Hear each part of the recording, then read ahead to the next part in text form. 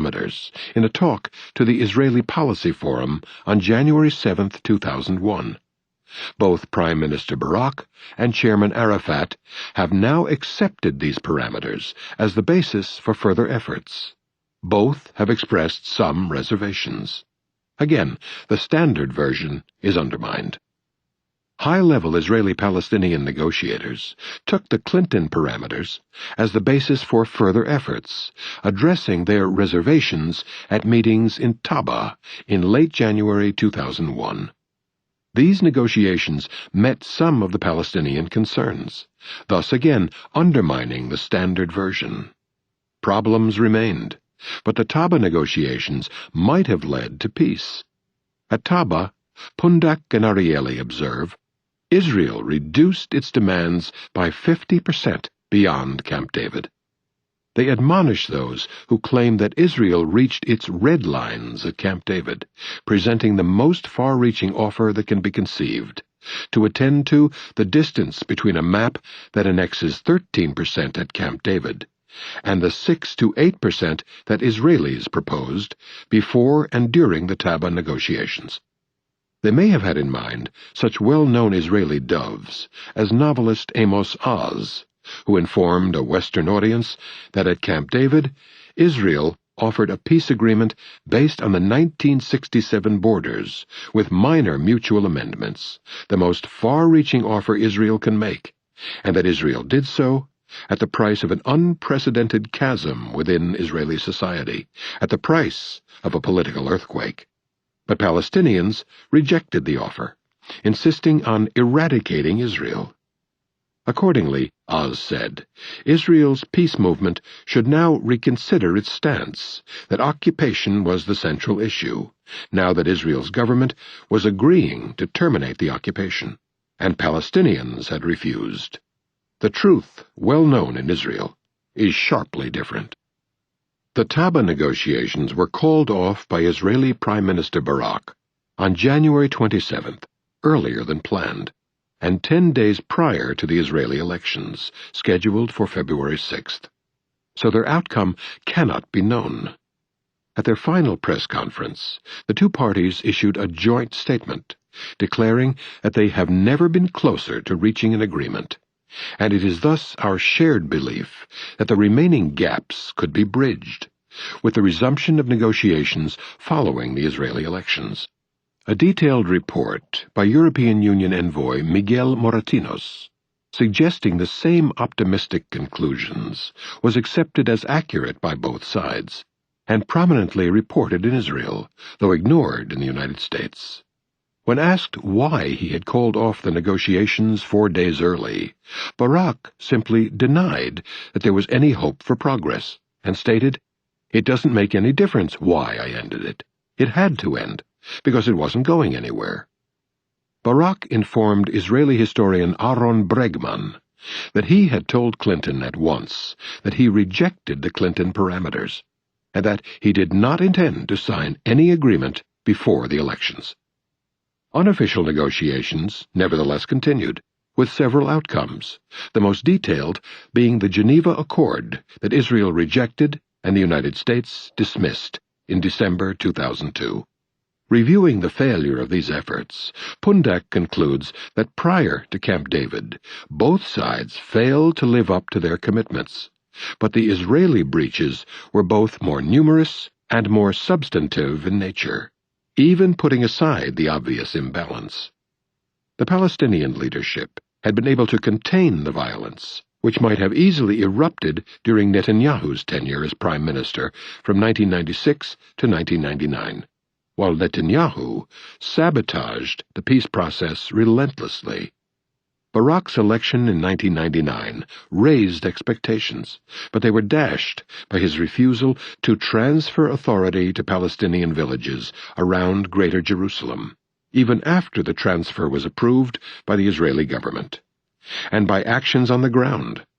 The increase in harassment, collective punishment, poverty, water shortages, and settlement, while Palestinians were confined to Bantustan-like enclaves, as well as support for ugly settler actions by the army and civil authorities. At Camp David, the Palestinian leadership and the majority of the public were ready to make necessary concessions, but needed some indication that the relation of occupier and occupied would change. That Barak did not provide. Pundak dismisses the versions that were publicly reported, an offer of 95% of the West Bank, and so on, as an attempt at rewriting history. During the Intifada that followed the breakdown of Camp David, Pundak writes, "In reality, the Palestinians had not altered the basic position they had held since 1993, a two-state solution with a non-militarized Palestinian state along 1967 borders, and a pragmatic solution to the refugee problem. The Taba negotiations came close to a solution on the territorial issue. On the refugee issue, often brought up in an effort to blame Palestinian intransigence for failure of the peace efforts, Pundak writes that the position of the Palestinian negotiators at Camp David was moderate and pragmatic, and remained so throughout. The Taba draft had a clear emphasis that its implementation would not threaten the Jewish character of the State of Israel. In the end, Pundak concludes that though none are blameless, Netanyahu's insincerity and Barak's mismanagement were the two main obstacles to reaching an agreement. Palestinians naturally take a harsher view, but in the context of the present discussion, what is most relevant is the interpretation by the most knowledgeable observers who basically adopt Israel's stand. Miller's version is based on a widely praised book by Clinton's Middle East envoy and negotiator Dennis Ross. As every serious commentator must be aware, any such source is highly suspect, if only because of its origins. And even a casual reading suffices to demonstrate that Ross's account is worth very little. Its 800 pages consist mostly of admiration of Clinton's and his own efforts, based almost entirely on quotations of what he claims was said in informal discussions.